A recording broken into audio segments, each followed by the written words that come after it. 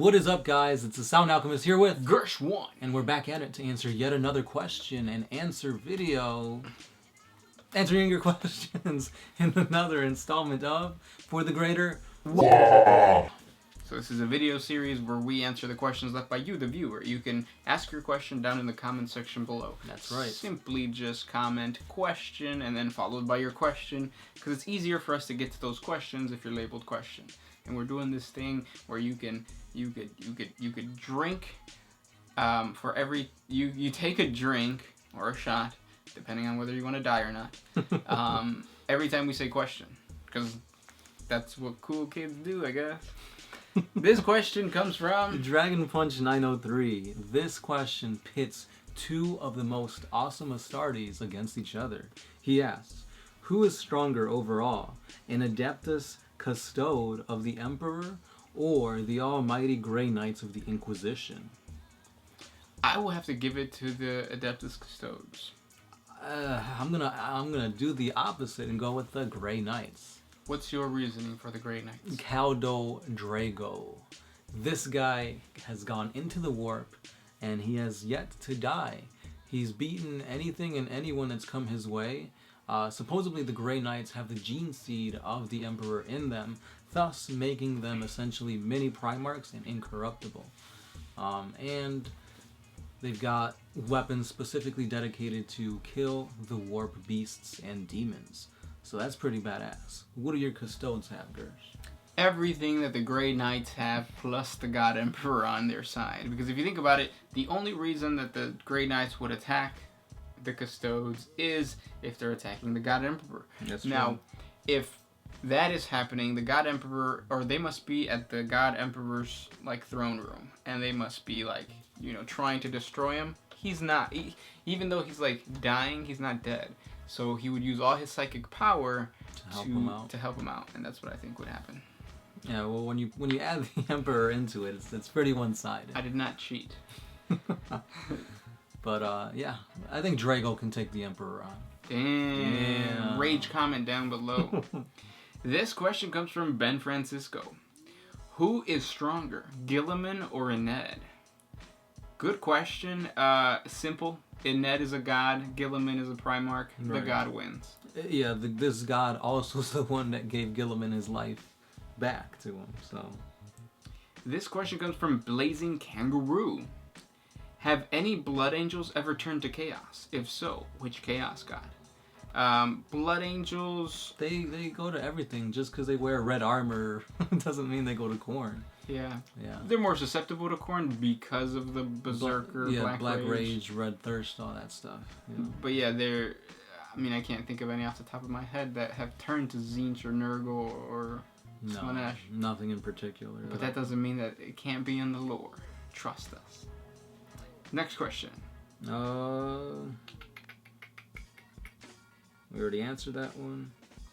I have one from Leon Bennett. Are you going to be participating in the Warhammer 40k global event, Fate of Connor, or Conor? Conor. I think it impacts the lore on whatever side wins. Yeah, from what I've heard, this campaign is going to be going on across a bunch of GW stores, and it's basically pitting the Space Marines against Chaos, and it's going to be like whoever has the most wins, then that's going to affect the lore that GW puts out later on for the whole, I guess, expansion of the 40k universe. Right. When does that start? I think next month, if I'm right. This question comes from Broker Cyani. Did you guys look on incoming 40k game Inquisitor Martyr from Necro Games? Maybe we can get some reaction videos from you. Props to you guys. Death to the False Emperor. Whoa. Whoa, slow down. You just mentioned the Inquisition, and you are going to have the balls to say that? You got some pretty heavy balls there, Broker Cyan. Or I'm probably saying that wrong. But anyways, yeah, I've seen the trailer. The trailer is amazing. I think it's probably one of my favorite trailers ever for Warhammer 40k. Because you get to see like the battle barge, the inside of the battle barge, and then you get to see like I think it's like some either Inquisitor or some Space Marine, and like he's been impaled up against the wall. It's pretty cool. Yeah, I haven't seen too much on it, but the stuff I have seen looks pretty amazing. It's probably just going to be PC only, isn't it? It is, yeah, because it's so vast. Yeah. And will we play it? Probably not. You need a pretty strong PC to play that. Mm-hmm. I've seen gameplay too. It just doesn't seem like my type of game. Matthias Niska. How localized is a Space Marine chapter? Do they have patrol zones or sectors? Or do they go wherever is needed? Would the Ultramarines show up even if the Salamanders were closer? So most Space Marines do have a sector that they kind of patrol in. For example, the Ultramarines, they have Ultramar. That's their hood. That's what they represent. But usually they don't really crisscross with one another. They try to stay wherever they are needed. The only time they would travel like across, a vast region would be in case there's a distress call where they need the help. For example, I want to say it was the Space Wolves when they were being assaulted by the demons. Nobody really came to help them because they're like, oh, that's their home world. They got it on lock. Even though they kind of didn't. But it's like now police officers. Right, there you go. Police officers have sectors. If something goes down, yeah, everybody like tries to assist. But the police officers of that town are the ones that assist. Mm-hmm. Very rarely do you see like police officers from two different cities interact in one traffic stop. Right, and it's also not efficient. So say you've got all the Space Marines in one sector, then that basically leads pirates, looters, and anybody else really to kind of do whatever they want on the opposite side. Yep, with the exception too of the Space Marine chapters that are on penitent crusades. Mm-hmm. So they're actually like traveling all over the place and they can answer to different distress calls. Right. And you also have to keep in mind that the Space Marines are rare. So rare that some of the most Imperial Guardsmen will never see a Space Marine. So if something goes down in your sector, the chances of you being aided by a Space Marine chapter? Very little. Yeah. They're basically legends. Like, if something goes down, the Imperial Guarders, they're going to be there. Yeah. Your Planetary Defense Force is going to be there. And that's usually enough to squash the threat. Mm-hmm. Next question. This next one is by Ace Bioko. Would a Deathwatch Dark Angel kill a fellow Black Shield if he knew he was a fallen angel? Probably, since most Deathwatch already have the Black Rage, they'll pretty much kill anything. So it doesn't matter if you're a loyalist or not, you're pretty much screwed. Mm-hmm. Stormin Mormon 6. When do you think the Primaris Dreadnought and Repulsor tank, along with the Primaris box set, be released? So the Primaris box set all on its own, probably in July. Yeah, I'd probably think pretty soon, but not too soon because they don't want to like step on the heels of the 8th edition starter set. Yeah, but that came out in June, so I'm pretty sure like monthly. Yeah. That's what's been happening. Monthly, they've been putting out some good stuff. But I mean, these are just speculations. Right. This next one is by Brother Maisie. Why do Tyranids come in a variety of colors? However, Genestealer Cult Infiltrators are always purple and blue. Good question. Yeah. And it's a mystery that eludes us. It's like purple and blue. He's too sneaky for you, so that's why.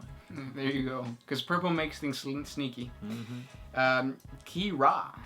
Would you guys ever consider doing a video series of you two playing Dark Heresy or a Warhammer 40k themed pen and paper RPG? I actually bought the Dark Heresy book like a week ago. And yeah, I would totally be down for it, but we need more time and that needs more resources. And we don't have that because we still, like, YouTube is not our jobs or anything like that. We still have our own jobs. We still have, families, friends, and, people to take care of. And playing Dark Heresy requires a lot of just filming, editing, and all that kind of stuff, and just getting it together. Mm-hmm. And all that cannot be done with our resources right now. If if that does happen, you guys wouldn't see videos for a very, very long time. Yeah. So, not anytime soon, unfortunately, because of the whole, resources thing. Mm-hmm. This one's by the Machine God. Question: why didn't my question get answered? There you go. That was your chance, man, and you missed it. You could have had to ask another question, but we didn't answer your question because it was lost in the sea of other questions. If you guys are still playing the question game, which when you drink when you hear question, I'm pretty sure this answer is pointless because you're pretty much drunk and passed out by now. Hopefully you didn't choose vodka. Next question. All Might. Who would win, a Spartan from Halo, a Space Marine, a Marine from StarCraft, or the main villain from Destiny 2? Oh, interesting. I'm going to give it to the Space Marine because he can beat a Halo's Spartan. He can beat a StarCraft Marine. And I don't know too much about Destiny 2, so. Yeah, judging by the stuff on Destiny 1, I'd still give it to the Space Marine. Because we said. And there it is, Space Marine OP, 2 OP. Next question. This one's by Crazy Gamer 12. Is Ghazghkull, Mag, Uruk, Thraka, and the Beast the same orc? I can't find really any information about the Beast. Yeah, no, they're not. So the thing about the Beast, from the Beast Arises book, is he is... I think that's not canon. I really don't think so, because in that book, the Imperial fists get destroyed. Which is not... No, that's not happening. And Ghazghkull is actually fighting the Tyranids off in another planet. Also, the Beast is the size of a skyscraper. He's basically King Kong. So they're not the same person at all. And you're not going to find lore on him because, again, like I said, I think that's just a standalone book.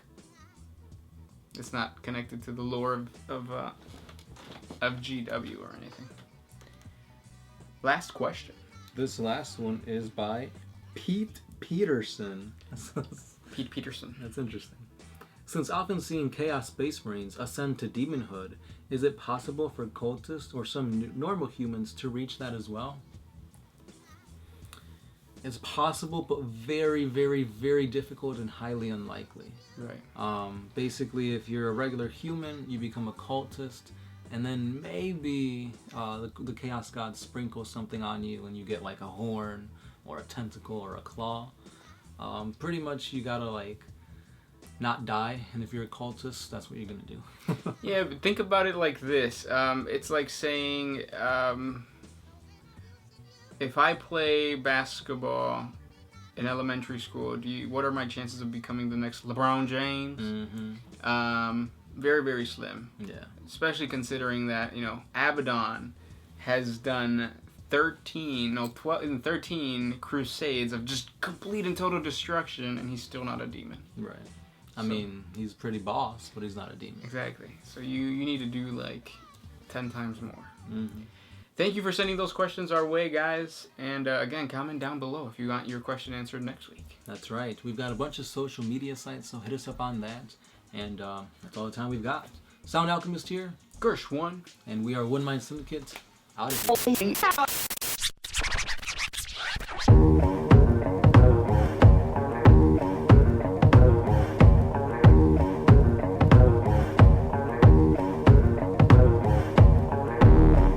Human beings in a mind. What's a mind to